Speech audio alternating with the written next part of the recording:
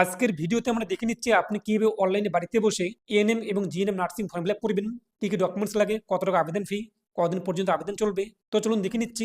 আর আপনি যদি এখনো পর্যন্ত ভিডিওতে লাইক না করে থাকেন অবশ্যই লাইক করে দিন। তার পাশাপাশি চ্যানেল সাবস্ক্রাইব করে পাশে বেল ক্লিক করে নোটিফিকেশন অলটা করুন পরবর্তী ভিডিও সবাইকে পাওয়ার জন্য। আর আপনি যদি ভিডিও আমাদের ফেসবুক পেজ এমডি এখানে দেখে থাকেন অবশ্যই ফেসবুক পেজটি ফলো করুন আর অবশ্যই ভিডিওটি প্রত্যেকে শেয়ার করে জানিয়ে দিন।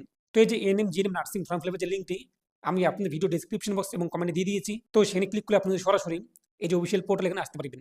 তারপরে যে দেখতে পাবেন এক্সামিনেশন, এখানে ক্লিক করে নিচে রয়েছে এএনএম এবং জিএনএম, এখানে আপনি ক্লিক করবেন, পরবর্তী পেজটি চলে আসবে। তারপর নিচে আপনি চলে আসবেন।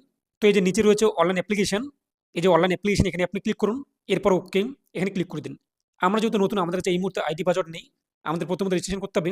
তার জন্য নিচে চলে আসবো, এই যে নিউ ক্যান্ডিডেট রেজিস্ট্রেশন, এখানে আপনি ক্লিক করবেন। তো পরবর্তী পেজে আপনি দেখতেই পাচ্ছেন কত টাকা আবেদন ফি রয়েছে, ফটো এবং সিগনেচার সাইজ কি চাওয়া হয়েছে ইত্যাদি বিষয়গুলো।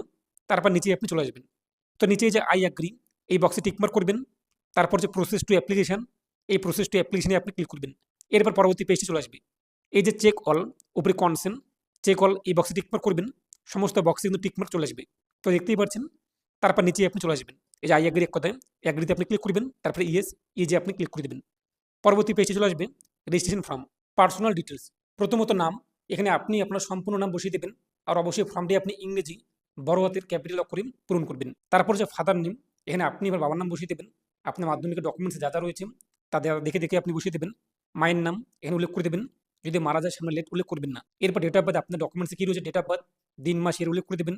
এরপর জেন্ডার আপনার কী রয়েছে, মেল নাকি ফিমেল নাকি আদার্স, আপনি এবার অ্যাকর্ডিং তা উল্লেখ করে দেবেন। তারপর নিচে আপনাকে পরিচয়পত্র সিলেক্ট করতে হবে।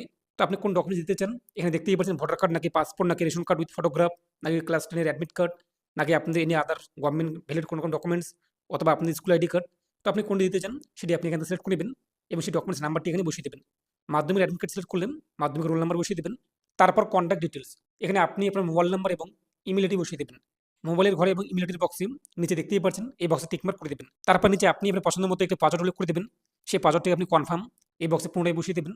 কমপক্ষে 8টি সংখ্যার মধ্যে স্পেশাল ক্যারেক্টার থাকবে, নাম্বার থাকবে, স্মল লেটার থাকবে, আপার লেটার থাকবে। তারপর নিচে দেখতে পাবেন ক্যাপচার কোড যা শো হয়েছে আপনাদের সামনে তা বসিয়ে দেবেন। তারপর সাবমিট ক্লিক করবেন। এরপর যে ক্লিক করে দেবেন, পরবর্তী পেজটি চলে আসবে প্রিভিউ। আপনি এবার দেখে নেবেন আপনার সব কিছু ঠিকঠাক রয়েছে কিনা। যদি মনে হয় আপনার সব কিছু ঠিকঠাক রয়েছে নিচে আপনি চলে আসবেন। যদি মনে হয় ভুল হয়েছে এডিট করে নেবেন। আর ঠিকঠাক হলে সাবমিট এবং নেক্সট এখানে আপনি ক্লিক করবেন। তারপর আপনার মোবাইলে অথবা ইমেলে ওটিপি আসবে, যেকোনো এক জায়গায় আপনি ওটিপি উল্লেখ করে দেবেন, হয় মোবাইলের ওটিপি অথবা জিমেলের ওটিপি যেকোনো একটি। তারপর নিজে দেখতেই পাচ্ছেন সিকিউরিটি কোডটি তা উল্লেখ করে ভেরিফাই এবং ফাইনাল সাবমিট এখানে ক্লিক করে দেবেন। আপনার কিন্তু রেজিস্ট্রেশন কমপ্লিট এবং আপনার সামনে একটি রেজিস্ট্রেশন নাম্বার চলে আসবে। এরপর হচ্ছে কিন্তু ক্লিক টু লগ ইন, এখানে আপনি ক্লিক করবেন। পরবর্তী পেজে অ্যাপ্লিকেশন নাম্বার কিংবা রেজিস্ট্রেশন নাম্বার তা উল্লেখ করে দিন। এরপর কি পাসওয়ার্ড রেখেছেন সেই পাসওয়ার্ডটি বসিয়ে দিন। ক্যাপচার কোড যা হবে আপনার সামনে তা উল্লেখ করে দিন। এরপর সাইন ইন এখানে ক্লিক করুন। পরবর্তী পেজে এখান থেকে আপনি মোবাইল ওটিপি অথবা জিমেল ওটিপি কোনটি দিয়ে লগ ইন করতে চান, তো আমরা এখান থেকে মোবাইল ওটিপি এটা সিলেক্ট করলাম। এরপর আপনি গেট ওটিপি এখানে ক্লিক করবেন। তো আপনাদের মোবাইল ওটিপি চলে আসবে, তারপর ওটিপি উল্লেখ করে দেবেন। এরপর লগ ইন এখানে ক্লিক করুন। পরবর্তী পেজটি আমাদের সামনে চলে আসবে। আবারও কনসেন্ট, এই যে সিলেক্ট অল অথবা চেক অল এই বক্সে টিকমার্ক করবেন। তো সমস্ত বক্সে আমাদের সামনে টিকমার্ক চলে আসবে। তারপর নিচে চলে আসবেন, এই যে অ্যাগ্রি, এরপর ইয়েস এখানে ক্লিক করুন। দেখতেই পাচ্ছেন আমাদের কিন্তু কনসেন্ট সাবমিটেড সাকসেসফুলি, ওকেতে ক্লিক করে দেবো। এখন বাকি যে ঘরগুলো আমাদের ফিল আপ করতে হবে তার জন্য নিচে চলে আসবেন, এই যে ফিল অ্যাপ্লিকেশন ফর্ম এখানে আপনি ক্লিক করুন। পরবর্তী পেজটি আমাদের সামনে চলে আসবে। যেগুলো আমাদের বাকি রয়েছে সেগুলো আমাদের ফিল আপ করতে হবে। বাকি বলতে দেখতেই পাচ্ছেন যে আমার যে ইন্ডিয়ান ন্যাশনালিটি, এখান থেকে আমরা ইন্ডিয়ান এটা সিলেক্ট করে নেব। এরপর আপনার ডোমিসাইল স্টেট, আপনি কোথায় বসবাস করছেন কোন স্টেটে, এখান থেকে আপনি স্টেট উল্লেখ করে দেবেন। তারপর রিলিজিয়ান আপনার ধর্ম উল্লেখ করে দেবেন। ক্যাটাগরি কী রয়েছে, আপনি জেনারেল নাকি ওবিসি নাকি এসসি এসটি যা হয়ে থাকে সেটি আপনি উল্লেখ করে দিন। তারপর নিচে আপনি চলে আসুন। এই যে দেখতেই পাচ্ছেন যে আপনি কি অরফান কিনা, যদি অরফান হয়ে থাকেন ইয়েস করে দেবেন। আর আপনি যদি অরফান না হয়ে থাকেন এটা এখান থেকে আপনি নো করে দেবেন। যদি আপনি শারীরিক অক্ষম হয়ে থাকেন, পার্সন উইথ ডিসেবিলিটি, তাহলে ইয়েস করবেন। কোন টাইপ তা উল্লেখ করে দেবেন। আর যদি না হয়ে থাকেন এটা আপনি এখান থেকে নো করে দেবেন। যদি আপনি সিভিল ডিফেন্স ভলেন্টিয়ার হয়ে থাকেন ইয়েস করবেন, না হলে আপনি নো করে দেবেন। তারপর সেভ অ্যান্ড নেক্সট, এই সেভ অ্যান্ড নেক্সটে ক্লিক করবেন, ইয়েস এখানে ক্লিক করে দেবেন। পরবর্তী পেজটি আমাদের সামনে কিন্তু চলে আসবে।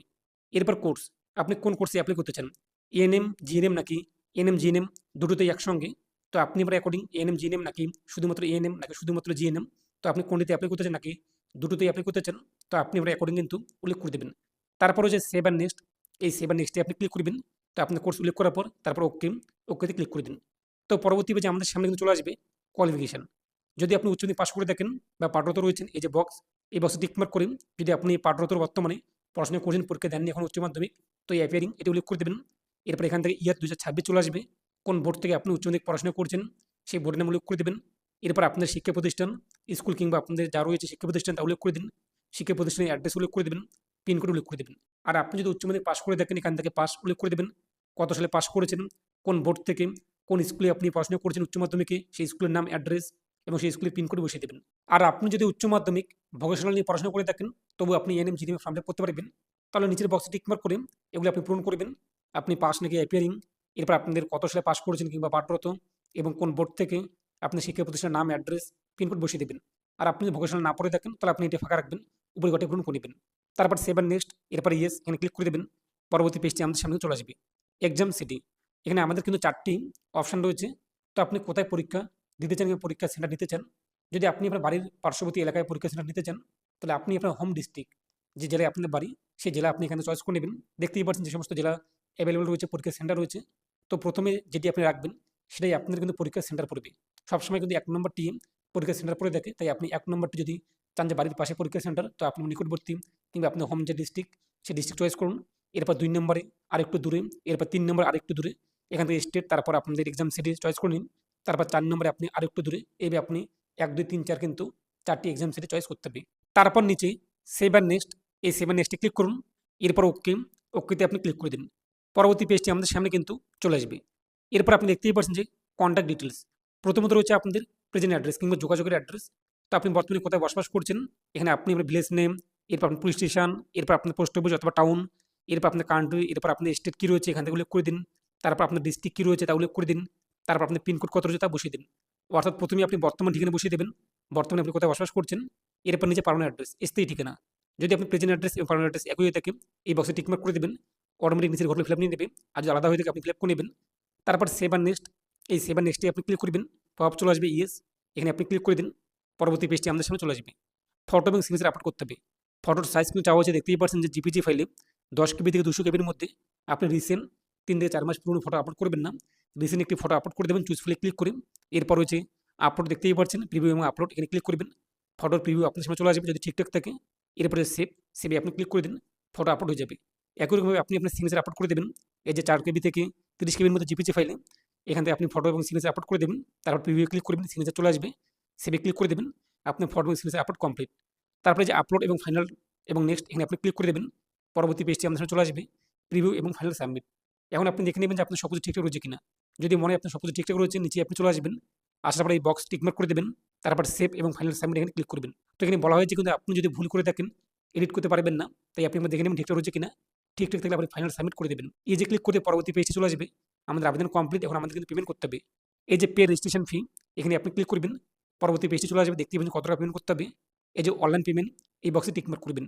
তারপর নিচে আপনি চলে আসবেন পে নাও বা পে ফি, এখানে আপনি ক্লিক করুন। এখান থেকে যেকোনো একটি সিলেক্ট করুন, আপনার ব্যাঙ্ক অ্যাকাউন্ট থাকবে না তার, যেকোনো একটি সিলেক্ট করে process to payment, process for payment এখানে আপনি ক্লিক করুন। এরপর এখানে আমরা ইউপিআই আইডি এটি চয়েস করলাম। এরপরে ইউপিআই কিউআর কোড এটি সিলেক্ট করে আপনি আপনার ফোনপে অথবা গুগল পের মাধ্যমে ইত্যাদির মাধ্যমে এটিকে স্ক্যান করে পেমেন্ট করে দেবেন। তো পেমেন্ট করতে আপনার আবেদন হয়ে যাবে এবং আপনি একটি কিন্তু যে অ্যাপ্লিকেশন ফর্ম সেটি পেয়ে যাবেন। তো আপনি এই খুব সহজে অনলাইন আবেদন করতে পারবেন। এ নিয়ে আপনি মতামত কমেন্টে পেশ করুন। আর অবশ্যই ভিডিওটি প্রত্যেকে শেয়ার করে জানিয়ে দিন।